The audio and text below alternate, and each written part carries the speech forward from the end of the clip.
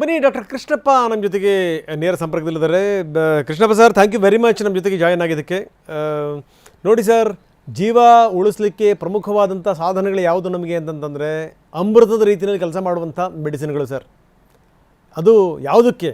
ಈ ವಿಪರೀತ ಇನ್ಫೆಕ್ಷನ್ಗಳಾದಂಥ ಸಂದರ್ಭದಲ್ಲಿ, ಹೊಟ್ಟೆಯ ಇನ್ಫೆಕ್ಷನ್ ಆದಂಥ ಸಂದರ್ಭದಲ್ಲಿ, ಜೊತೆಗೆ ಲಂಗ್ಸಿನ ಇನ್ಫೆಕ್ಷನ್ ಆದಂಥ ಸಂದರ್ಭದಲ್ಲಿ, ಕ್ಯಾನ್ಸರ್ಗಳಾದಂಥ ಸಂದರ್ಭದಲ್ಲಿ ಅಂಥದಕ್ಕೆ ಬಳಸುವಂಥ ಮೆಡಿಸಿನ್ಗಳು ಡ್ಯೂಪ್ಲಿಕೇಟ್ ಮೆಡಿಸಿನ್ಗಳು. ಅಲ್ಲೇ ತಯಾರು ಮಾಡಿ ಯಾವುದೋ ಒಂದು ಫಾರಿನ್ ಕಂಪನಿಯ ಲೇಬಲ್ ಹಚ್ಚಿ ಕಳಿಸ್ತಾ ಇದ್ದಾರೆ ಈ ರೀತಿ ಔಷಧಿಗಳನ್ನು ಅನ್ನುವಂಥದ್ದು. ಏನು ಹೇಳ್ತೀರಿ ಸರ್ ಇದ್ರ ಬಗ್ಗೆ ತಾವು? ಸರ್, ಈ ಕ್ಯಾನ್ಸರ್ ಕೊಡುವಂಥ ಮೆಡಿಸಿನ್ಸು ನಕಲಿ ಏನಾದರೂ ಇದ್ದರೆ ಅವು ನಮ್ಮ ದೇಹದಲ್ಲಿ ಅಥವಾ ರೋಗಿಗಳ ದೇಹದಲ್ಲಿ ಹೋದರೆ ಮೇಯ್ನ್ ಏನಾದ್ರದ್ದು ಎಫೆಕ್ಟು, ಈಗ ಒಂದು ಕ್ಯಾನ್ಸರ್ ನಾವು ಕರಗಿಸ್ಬೇಕಂದ್ರೆ ಆ ಮಾತ್ರೆ ಬಾಡಿಗೆ ಹೋಗಿ ಆ ಗಡ್ಡೆನ ಕರಗಿಸ್ಬೇಕು. ಆವಾಗ ಕರಗಿದಾಗ ಅದು ಗುಣ ವಾಸಿಯಾಗುತ್ತೆ, ಆ ಕ್ಯಾನ್ಸರ್ ವಾಸಿಯಾಗುತ್ತೆ. ಈಗ ನಕಲಿ ಡ್ರಗ್ಸ್ ಏನಾದರೂ ಆ ಥರ ಅವ್ರು ತಗೊಂಡ್ರೆ ಏನಾಗುತ್ತೆ, ಆ ಗಡ್ಡೆ ಕರಗೋದಿಲ್ಲ. ಏನಾಗುತ್ತೆ, ಆ ಟ್ಯೂಮರು ರೆಸ್ಪಾಂಡ್ ಆಗೋದಿಲ್ಲ, ಅವ್ರಿಗೆ ವಾಸಿ ಆಗೋದಿಲ್ಲ.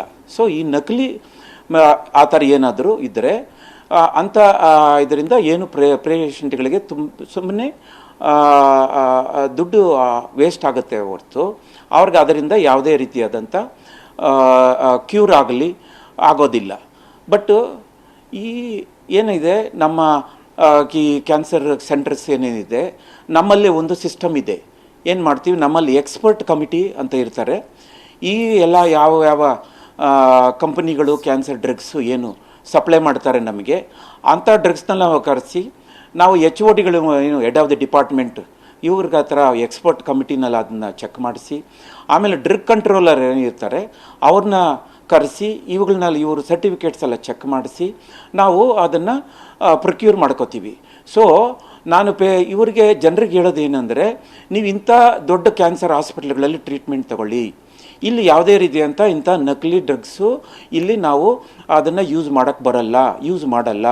ಇಲ್ಲಿ ಎಲ್ಲ ಎಕ್ಸ್ಪರ್ಟ್ಸು ಏನು ನಮಗೆ ರೆಕಮೆಂಡ್ ಮಾಡಿರ್ತಾರೆ, ಅವರು ಸರ್ಟಿಫೈಡ್ ಏನು ಡ್ರಗ್ ಕಂಟ್ರೋಲಿಂದ ಆಗಿರುತ್ತೆ ಅಂಥವ್ರ ಕಡೆಯಿಂದ ನಾವು ಡ್ರಗ್ಸ್ ತಗೊಂಡು ನಾವು ಇಲ್ಲಿ ಕ್ಯಾನ್ಸರ್ ಸೆಂಟರ್. ಡಾಕ್ಟರ್ಜಿ, ನನ್ನ ಪ್ರಶ್ನೆ ಏನು ಅಂತಂದ್ರೆ, ಈ ಅಂಥವ್ರಿಗೂ ಕೂಡ ಡ್ರಗ್ ಸಪ್ಲೈ ಆಗಿಲ್ಲ ಅನ್ನುವಂಥದ್ದು ಯಾವ ಗ್ಯಾರಂಟಿ ಸರ್? ಯಾವ ಗ್ಯಾರಂಟಿ ಮೇಲೆ? ಈಗ ಒಂದು ಎಕ್ಸಾಂಪಲ್ ಹೇಳ್ತೀನಿ. ತಾವು ಹೇಳಿದ್ರಿ ಯಾವುದು ದೊಡ್ಡ ಆಸ್ಪತ್ರೆಗಳಿರ್ತವೆ, ಒಳ್ಳೆ ಆಸ್ಪತ್ರೆಗಳಿರ್ತವೆ, ಕ್ಯಾನ್ಸರ್ ಆಸ್ಪತ್ರೆಗಳು, ನೀವು ಅಂಥ ಕಡೆ ನೀವು ತಗೊಳ್ಳಿ ಅಂತ ಹೇಳಿದ್ರಿ. ಅದು ಸರಿಯಾದಂಥ ಸಂಗತಿ, ನಿಜ. ಅಲ್ಲಿಗೂ ಹೋಗಿಲ್ಲ ಅನ್ನುವಂಥದ್ದು ಏನು ಗ್ಯಾರಂಟಿ? ನಂಬರ್ 1. ಜೊತೆಗಿಲ್ಲಿ ಈಗ ಸರ್ಕಾರಿ ಸ್ವಾಮ್ಯದ ಆಸ್ಪತ್ರೆಗಳು, ಈ ಕ್ಯಾನ್ಸರ್ ಹಾಸ್ಪಿಟಲ್ ಇದೆ, ಅಲ್ಲಿ ನೋಡಬೇಕು ಎಷ್ಟರ ಮಟ್ಟಿಗೆ ಜನ ಯಾವಾಗಲೂ ಪಿತಿ ಅಂತ ಇರ್ತಾರೆ, ತುಂಬಿ ತುಳುಕ್ತಾ ಇರ್ತಾರೆ ಅಂತ. ಅಂಥ ಕಡೆಗೂ ಕೂಡ, ಕಿದ್ವಾಯಿ ಅಂತ ಕಡೆಗೂ ಕೂಡ ಈ ಔಷಧಿ ಹೋಗಿಲ್ಲ ಅನ್ನುವಂಥದ್ದು ಏನು ಗ್ಯಾರಂಟಿ ಸರ್? ಸರ್, ಇಲ್ಲಿ ನನ್ನ ಬಂದಿದ್ದ ಮಾಹಿತಿನಲ್ಲಿ ಇದು ಯಾರೋ ಕೆಲವು ಲಿಸ್ಟ್ ನಮ್ಮಲ್ಲಿ ಇವರು ಏನು ನಿಮ್ಮ ಲಿಸ್ಟ್ ಕೊಟ್ಟಿದ್ದಾರೆ. ಈ ಯಾವುದೇ ಕಂಪನಿಗಳಿಂದ ನಾವು ಯಾವುದೇ ಮೆಡಿಸಿನ್ಸ್ ನಾವು ಪ್ರೊಕ್ಯೂರ್ ಮಾಡ್ಕೊಂಡಿಲ್ಲ. ಈ ಅದು ಲಿಸ್ಟ್ ನಮ್ಮಲ್ಲಿ ಕೊಟ್ಟಿದ್ದಾರೆ, ಆ ನೇಮ್ಸ್. ಈ ಯಾವ ಕಂಪನಿಗಳು ನಮ್ಮ ಸೆಂಟ್ರಲ್ ಮೆಡಿಕಲ್ ಸ್ಟೋರ್ ಅಲ್ಲಿ ಆಗಲಿ, ನಮ್ಮ KCDF ನಲ್ಲಿ ಆಗಲಿ ಆ ಮೆಡಿಸಿನ್ಸ್ ನಾವು ಪ್ರೊಕ್ಯೂರ್ ಮಾಡ್ಕೊಂಡಿಲ್ಲ.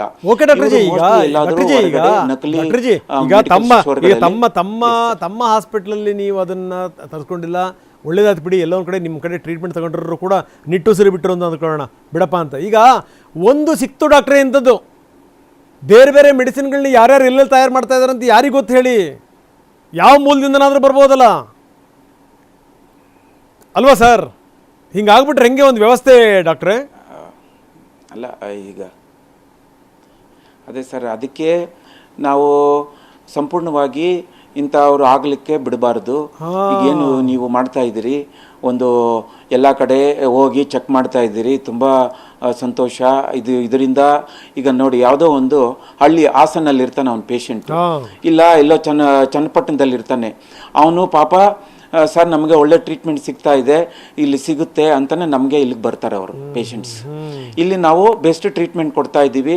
ಅದ್ರ ಜೊತೆಗೆ ನಮ್ಮ ಕಿಡ್ವಾ ಕ್ಯಾನ್ಸರ್ ಹಾಸ್ಪಿಟ್ಲು ಇಂಡಿಯಾನಲ್ಲೇ ಬೆಸ್ಟ್ ಕ್ಯಾನ್ಸರ್ ಹಾಸ್ಪಿಟಲ್ ಅಂತ ಏನು ಮ್ಯಾಗಝಿನ್ ಸಮೀಕ್ಷೆನಲ್ಲಿ 5th ಬೆಸ್ಟ್ ಕ್ಯಾನ್ಸರ್ ಹಾಸ್ಪಿಟಲ್ ಅಂತ ಕೊಟ್ಟಿದ್ದಾರೆ.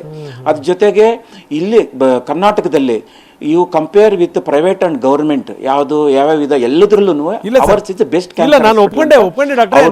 ಇದೆಲ್ಲ ಇದನ್ನ ಮಾಡಿ ಎರಡು ಮಾತಿಲ್ಲ ಡಾಕ್ಟ್ರೆ. ಏನು ಅಂದ್ರೆ ಒಳ್ಳೊಳ್ಳೆ ಹಾಸ್ಪಿಟಲ್ಗಳಿದೆ ಇದೆ, ತಮ್ಮಂತ ಕನ್ಸರ್ನ್ ಇರುವಂತ ಡಾಕ್ಟರ್ಗಳಿದ್ದಾರೆ. ಬಿಡಿ, ವೈದ್ಯೋ ನಾರಾಯಣೋ ಹರಿ ಅನ್ನುವಂಥ ಒಂದು ಮಾತಿದೆ. ನೀವುಗಳೇ ನಮ್ಮನ್ನು ಬದುಕಿಸೋರೇ ನೀವುಗಳು. ನೀವು ಇಂಥ ಔಷಧಿ ಬಂದಂಥ ಸಂದರ್ಭದಲ್ಲಿ ನಿಮಗಾದರೂ ಹೆಂಗೆ ಗೊತ್ತಾಗುತ್ತೆ ಡಾಕ್ಟ್ರೆ? ಈಗ ಒಂದು ಎಕ್ಸಾಂಪಲ್ ಹೇಳ್ತೀನಿ. ಈಗ ಸೆಫ್ಟ್ರಾಡೈಸಿಮ್ ಅನ್ನುವಂಥ ಒಂದು ಮಾತಿದೆ. ಸೆಫ್ಟ್ರಾಡಿಸಿಮ್ ಅನ್ನುವಂಥದ್ದು ಒಂದು ಔಷಧಿ. ಇದನ್ನು ಕೂಡ ಅವರು ಡೂಪ್ಲಿಕೇಟ್ ಮಾಡ್ತಾಯಿದ್ರು ಅಂತ ನಿಮಗೆ ಗೊತ್ತಿದೆ. ಅದನ್ನು ಯಾವ್ಯಾವುದಕ್ಕೆ ಬಳಸ್ತೀವಿ ಅಂತೇಳಿ ಅಂತ. ಈ ಹೈಯರ್ ಆ್ಯಂಟಿಬಯೋಟಿಕ್ ಆಗಿ ಬಳಸ್ತೀವಿ ತುಂಬ ಒಳಗಡೆ ಇನ್ಫೆಕ್ಷನ್ ಆದಂಥ ಸಂದರ್ಭದಲ್ಲಿ, ಈ ಹೊಟ್ಟೆ ಒಳಗಡೆ ಇನ್ಫೆಕ್ಷನ್ ಆದಂಥ ಸಂದರ್ಭದಲ್ಲಿ, ಲಂಗ್ಸ್ಗೆ ಇನ್ಫೆಕ್ಷನ್ ಆದಂಥ ಸಂದರ್ಭದಲ್ಲಿ ನಾವು ಬಳಸ್ತೀವಿ. ಇಂಥದನ್ನು ಔಷಧಿ ಕೊಟ್ಬಿಟ್ರೆ ಅವನು ಎಷ್ಟು ಮಟ್ಟಿಗೆ ಬದುಕಕ್ಕೆ ಸಾಧ್ಯ ಡಾಕ್ಟ್ರೆ? ಯಾವ ಯಾವ ಯಾವ ನಂಬಿಕೆ ಮೇಲೆ ನಾವು ಹಾಸ್ಪಿಟಲ್ಗಳಿಗೆ ಹೋಗಬೇಕು? ಯಾವ ನಂಬಿಕೆ ಮೇಲೆ ನಾವು ಔಷಧಿ ತಗೋಬೇಕು?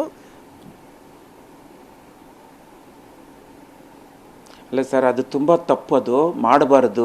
ಈಗ ಯಾವುದೋ ಒಂದು ಪೇಷಂಟ್ ಸೆಪ್ಟಿಸಿಮಿಯಾ ಅಂತೀವಿ, ನೀವು ಹೇಳ್ದಂಗೆ ಇನ್ಫೆಕ್ಷನ್ ಆಗಿ ICU ಇರ್ತಾರೆ. ಅವ್ರಿಗೆ ನಾವೊಂದು ಕಲ್ಚರ್ ಮಾಡ್ತೀವಿ, ಕಲ್ಚರ್ ಸೆನ್ಸಿಟಿವಿಟಿ. ಈ ಬ್ಯಾಕ್ಟೀರಿಯಾ ಈ ಆಂಟಿಬಯೋಟಿಕ್ಗೆ ಉಪಯೋಗ ಆಗುತ್ತೆ, ಇದು ಕೊಟ್ಟರೆ ಇಮಿಡಿಯೇಟಾಗಿ ಸರಿ ಹೋಗ್ತಾರೆ ಅಂತ ರಿಪೋರ್ಟ್ ಬರುತ್ತೆ. ಈಗ ಅದನ್ನೇ ಇಂಜೆಕ್ಷನ್ನು ಎಲ್ಲಾದರೂ ಬಳಸಿದ್ರೆ ಯಾರಾದರೂ ಆ ನಕಲಿ ಮಾಡಿದಾಗೆ ಉಪಯೋಗ ಆಗೋದಿಲ್ಲ, ಪೇಷಂಟ್ ಬದುಕೋದಿಲ್ಲ. ಯಾವುದು ನಾವು ಸ್ಪೆಸಿಫಿಕ್ ಆಗಿ ಆಂಟಿಬಯೋಟಿಕ್ ಕೊಡಬೇಕಂತ ನಾವು ಕೊಡ್ತೀವೋ ಅದು ಯೂಸ್ ಆಗದೇ ಇದ್ದಾಗ ಆ ಬ್ಯಾಕ್ಟೀರಿಯಾ ಸಾಯೋದಿಲ್ಲ, ಏನಾಗುತ್ತೆ, ಮನುಷ್ಯನೇ ಸಾಯಿಸ್ಬಿಡುತ್ತೆ ಅದು. ಸೊ ಅಂತ ನಕಲಿ ಡ್ರಗ್ಸ್ನ ನಾವು ಮಾರ್ಕೆಟಲ್ಲಿ ಇಲ್ದಿದ್ದಂಗೆ ನೋಡ್ಕೊಬೇಕು. Correct. Thank you doctor ji. ನಿಮ್ಮ ಪ್ರತಿ ಮಾತಲ್ಲೂ ಕೂಡ ಕನ್ಸರ್ನ್ ಇತ್ತು. That is very important. Thank you so much. ನಿಜಕ್ಕೂ ನಾನು ಹೇಳ್ತಾ ಇದ್ದೀನಿ, ಈ ವಿಚಾರಕ್ಕೆ ಸಂಬಂಧಪಟ್ಟಂಗೆ ಸರ್ಕಾರ ಮೈ ಕೊಡವಿ ಎದ್ದು ನಿಲ್ಲಬೇಕು.